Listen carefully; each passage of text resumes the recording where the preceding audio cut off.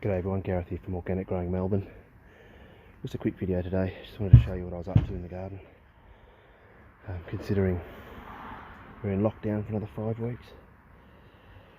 So this is the stuff I got from the tip. So, like I said, I was growing more potatoes. I've used it in there. It's very wet, very boggy, as you can see. I've remulched the bamboo. Once we get a bit of rain, it'll settle down a bit. That'll also get some arborist mulch put on there. And then the other thing I'm doing, so I've been working on this particular part of the garden here for about 2.5 years now. So I have filled this with mulch once before, the same stuff as this, and it's settled down now. It's broken down heaps, it's compacted down. Now I'm putting another layer on the top. I'm going to mound it up, let that settle, and then the avocado tree is going to go in here. And the reason I'm doing that is because I want the avocado to be raised up fairly high. I want it to have good drainage. I don't want the taproot to reach the clay. So I'm going to have this, it's going to almost be, it'd have to be 800-900 high. Maybe more. So yeah, and I'll plant the avocado out the back here.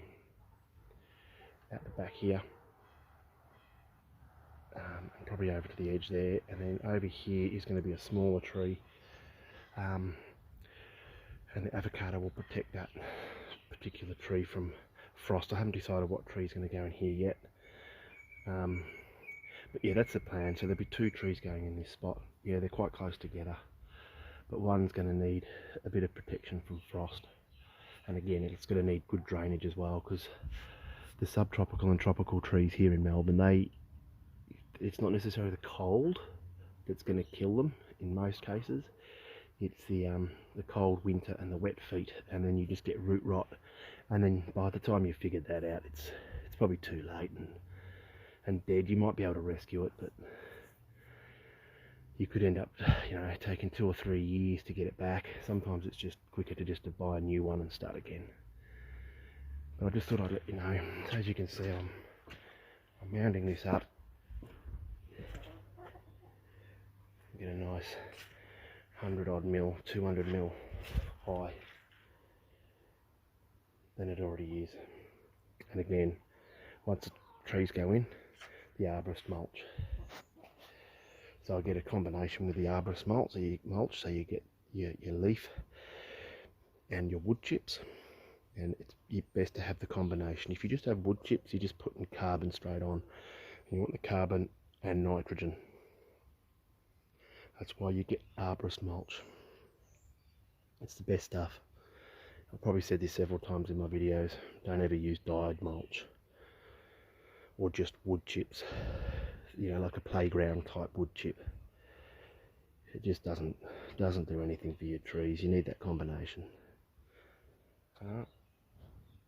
We'll leave it at that. I'll start recording again once I finish this, fill this up, and show you what it looks like.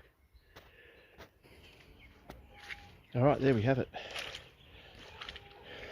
Now I could plant into this straight away if I really wanted to, but we're at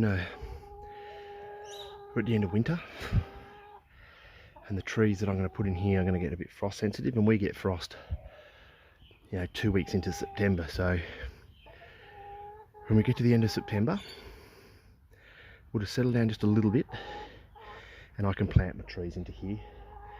Or I can leave it, wait till next year if I wanted to, let that break down even more, start adding some arborist mulch to it, really start to create a perfect combination of soil, mulch, nutrients.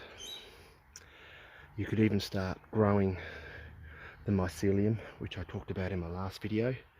by getting the mulch on here and leaving it, letting it break down and getting that mycelium to really work into it as well. So when you plant it, it's already getting put into an area where it's going to be protected, and has a lot better chance of fighting against diseases and pests and whatnot. But as you can see,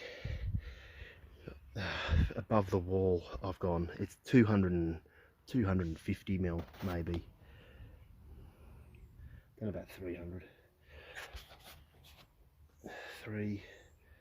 It's probably about the height of that garden bed there. 1, 2, 3, 50, that's actually 400. But yeah, so like I said, I've been preparing this for a while, but you could build your wall and just huge mound and let it settle over a year, or plant straight into it. The plant will settle down with it once it starts breaking down. But I've done that around the whole boundary of the garden, just conditioned it to give my trees the perfect environment to live in, apart from obviously the Melbourne weather with the you know, obviously with the tropical and subtropical trees. Obviously these trees in here would benefit with mulch, but being a temperate and a cold climate, trees or your stone fruits, they'll do all right in this area here. A bit boggy, but it's never been this boggy before. But I've been working down here now for months, building the enclosures, garden beds and whatnot, planting new trees. So it's and it suffered from last year because I had like a little bobcat in here to fill all these raised garden beds here. I filled it with the dirt that was in this garden bed just here. Raised garden, big circle in here there was,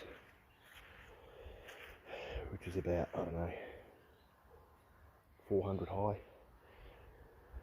Palm trees all in the middle of it, but I ripped it all out. In fact, if you look along here, goes around in a circle. There's a bit more grass here, but you can see it. There was a pathway that went around it. But all the dirt that was in there, and all the wood chips, because I had an arborist come in and mulch all the stumps out, and I just put it all up here to break down over the year. Alright, so if you're really interested in growing tropical, subtropicals in Melbourne, temperate climate, you're going to have a lot better chance by building garden beds like this. 2 trees in there. I've got the avocado in this one, which is again being built up for excellent drainage. These chickens are going to till this for months and months until it all breaks down. It'll feed that for me. When that's big enough, the internal fence I've built to protect it while the chickens are in here, the roof will come off, and then I'll extend the wire up, put a little gate in, and then the tree can grow through, and then another one will go here. I'll do the same as I did for that. That'll go through that little gap there.